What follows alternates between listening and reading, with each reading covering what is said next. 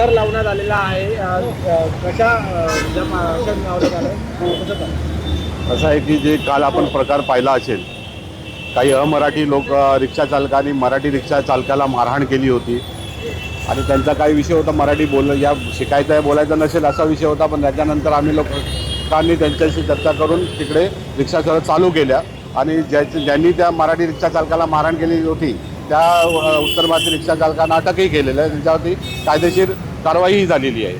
त्याच्यानंतर आता आम्ही त्यांना एक शेवटची विनंती समज देण्यासाठी एक बॅनर बनवलेला आहे. अमराठी रिक्षा चालकांसाठी आम्ही बॅनर अमराठी रिक्षा चालकांना विनंती आहे, मराठी शिकण्यात व बोलण्यात जर तुम्हाला कमीपणा वाटत असेल तर आपण निघून जा. मात्र संप आणि आंदोलन करून मुंबईकरांना वेठीस धरलं तर मनसे गप्प बसणार नाही आता. आणि ही शेवटची विनंती आहे तुम्हाला. असंच एक बातमी अजून एक समोर आलेली आहे. कांदिवलीच्या रेल्वे स्थानकाच्या बाहेर काही रिक्षा चालक भाड्यासाठी नकार देत आहे.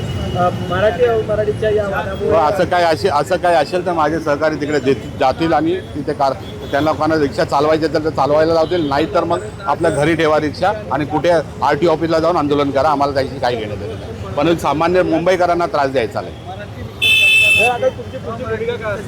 आम्ही शेवटची त्यांना वॉर्निंग दिलेली आहे, एक विनंतीपूर्वक वॉर्निंग ते पण दिलेली आहे. जर का पुन्हा त्यांनी मुंबईकरांना जर वेठीस धरला त्रास दिला तर मग आमच्या मनसे स्टँडने कारवाई होईल.